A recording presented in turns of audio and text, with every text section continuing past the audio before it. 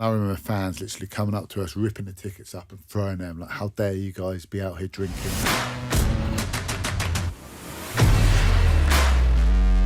Going back to the club you're playing for and your career, when do things move on? What are some key moments? When do you start to really find your feet? Yeah, so since then, I captained Harlequins at 23. I captained England at 25.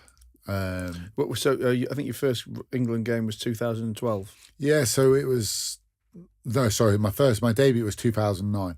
So when the Lions went away, and with that, a lot of the England players got called up to that. So the Lions is when Ireland, England, Scotland, and Wales kind of combined to go and play a Southern Hemisphere side. So a lot of the England players got called up to that, which meant a lot of players who hadn't played for England generally get an opportunity around there, or they go play someone else. So we toured Argentina, and I had that opportunity to go with England. I'd made my debut. Unfortunately, we lost the game. But then the Lions guys came back, and unfortunately, I didn't play. I was in that training squads, but I didn't quite play or make it. So then my next opportunity with England to play, I was captain in England on my second appearance, which was, and in the tournament I'd never ever played in, which was so, it is pretty intimidating. But it's great to be part of. I mean, is that rare in rugby and sport in general, that on your second game in something you will be the captain? Yeah, pretty rare.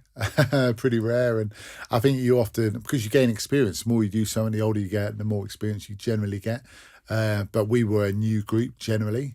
And the coach at the time, we wanted to put a new mark in it. And a lot of us had come into it for the first time.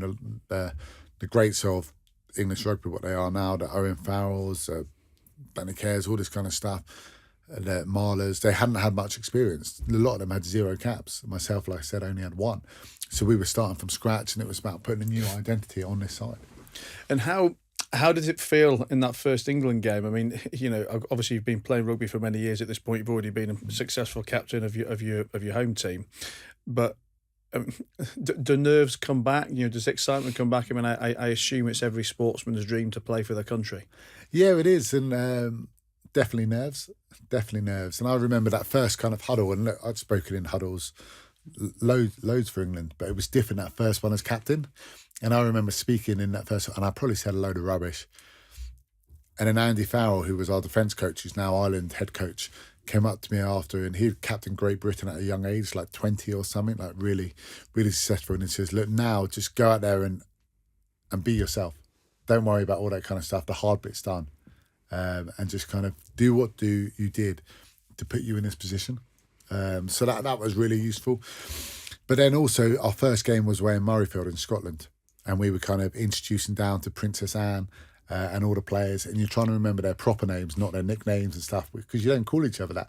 So you're trying to remember, what is this guy's first name?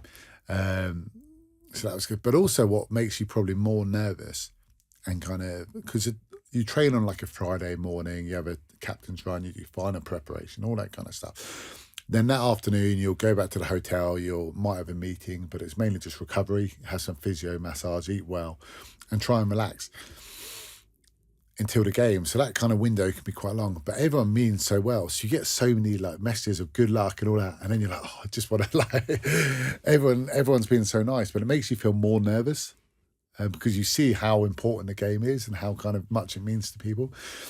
But then once you get to that game, I always say to people, that's the best moment. When you get to the stadium, that's it. Because for those 100 minutes, you get to do what you always loved. And that's the best players in your country against the best players in their country, in amazing stadiums, fans everywhere, cheering, supporting. Because as soon as you've finished, there'll be a camera in someone's face, there'll be recovery, they'll be on to the next game, they'll be seeing the sponsors. But those 100 minutes is what it's all about, and that's why it's so special. Do you enjoy the bit outside the 100 minutes? Do you like the fame? Do you enjoy the fan interaction? Do you like dealing with sponsors? Yeah, I do. And don't get me wrong, when you're winning, it's a lot more fun than when you're losing, especially those fan interactions, because look, people can come in you a little bit when you're not winning, which is fine. You kind of understand it, and you take the rough with the smooth a little bit. But of course, look, you get to do some pretty fun things on the back of captaining your country or kind of playing for England and stuff like that. And and it's great. But I remember also the bad things. We went to Wales not a couple of years ago, but 2013. Went down there in kind of hopes of a Grand Slam or winning a championship. Last game of the campaign, roof was closed, an amazing stadium, and we got beat heavily. Unfortunately. And we went back to the hotel bar. Nothing crazy. We weren't going out, but when you lose a game or when you make a mistake in a game, you're literally overplaying that thing. And people say players don't care. Players care more than anyone else you can ever imagine. They'll be playing that moment over and ahead. They won't sleep probably till 4 a.m. They wake up at 6, feel horrendous. Their body will be aching. And we went down to the hotel bar, just pretty much the whole team. End of a campaign, had a couple of beers, nothing crazy. And I remember fans literally coming up to us, ripping the tickets up and throwing them. Like, how dare you guys be out here drinking? And we were like, mate, come on.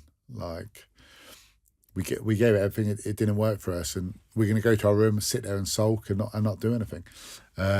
So to have a couple of beers, like 2 or 3 beers, it will help you sleep a little bit, we hope. But it's that type of reaction which is tough when you lose.